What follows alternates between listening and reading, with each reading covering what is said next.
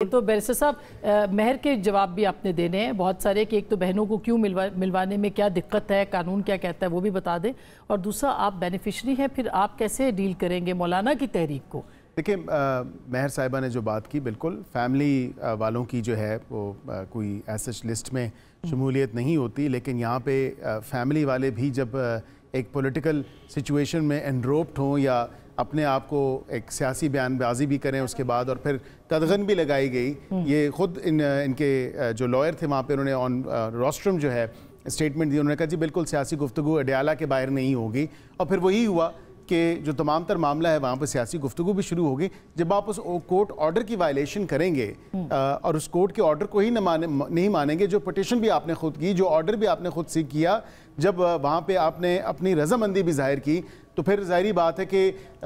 Jail superintendent को भी वहाँ पे बुलाया गया और यही इंश्योर किया गया और उनकी रिप्रेजेंटेशन भी थी जेल सुपरिटेंडेंट की वहाँ पे, और ये वहाँ पे ऑन रिकॉर्ड मौजूद है कि 2 दिन मुलाकात होगी, उसमें कोई कतगन नहीं है, लिस्ट वही प्रिपेयर होगी। फिर सलमान अकरम राय साहब खुद कह रहे हैं कि जी वो कमेटी बनेगी, अब कमेटी में जो है वो 5 लोग होंगे, वो डिसाइड करेंगे, बगैर नामों के कोई नहीं मिलेगा, बगैर इजाज़त को कोई नहीं मिलेगा, वो पार्टी की वायलेशन होगी and so and so fourth. बहनों की जहाँ तक बात है, मैं समझता हूँ कि फैमिली मेंबर्स को कोई रुकावट नहीं होनी चाहिए,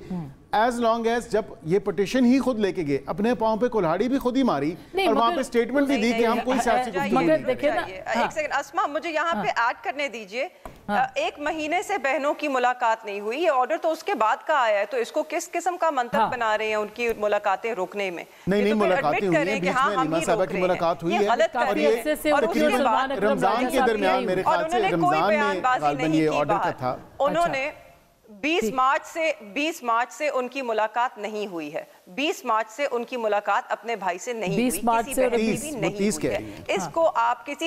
किसी तरह भी जस्टिफाई नहीं कर सकते। दूसरी बात, आप जो बात कर रहे हैं कि अगर कोर्ट ऑर्डर्स की नफी, आप किस मुंह से बात कर रहे हैं? आपकी हुकूमत ने आज तक कौन से ऑर्डर को माना है कोर्ट के? आपको जितने कोर्ट ऑर्डर्स हैं वो सारी रद्दी की टोकरी में चले जाते हैं, चाहे वो सुप्रीम कोर्ट का ऑर्डर हो रिजर्व सीट, लास्ट कमेंट जो मौलाना साहब की और पीटीआई की तहरीक है, देखें वो तो किसी खाते चलती नजर नहीं आती मुझे, और उसकी वजह इनके वैलिड तहफ़्फ़ुज़ात हैं, वैलिड कंसर्न्स हैं, क्योंकि ये एक तरफ तो मौलाना साहब से और ग्रैंड अपोजिशन अलायंस की बातें करते हैं और उनके साथ जो गुफ्तगू करना चाहते हैं जिस मामले पे, फिर दूसरी तरफ कहते हैं हमने मुलाकात और बात और जो भी मामलात हैं वो एस्टैब्लिशमेंट से करने हैं, तो ये दोहरी पॉलिसी या दोहरा म्यार तो नहीं चल सकता। आखिरी कमेंट करते हैं, क्या स्पीकर के खिलाफ अदम एतमाद की तहरीक आ सकती है, और अगर आ सकती है तो उन्होंने ये क्यों कहा कि पीटीआई टूट जाएगी अगर ऐसा हुआ तो? देखें, स्पीकर के खिलाफ अगर लेके आते हैं, और मैं समझता हूँ स्पीकर साहब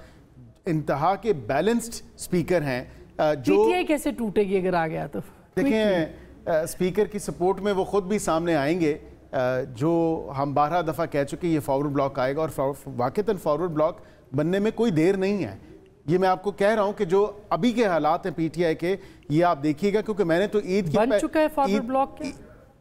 इससे ज़्यादा मैं इस पर कोई कमेंट नहीं करूंगा, लेकिन मैं ये ज़रूर कहूँगा ईद से पहले मैंने कह दिया था कि ईद के बाद फॉरवर्ड ब्लॉक बनेगा, और आप देखेंगे जो चीदा नाम है वो सामने आ जाएंगे। बहुत शुक्रिया, थैंक यू सो मच।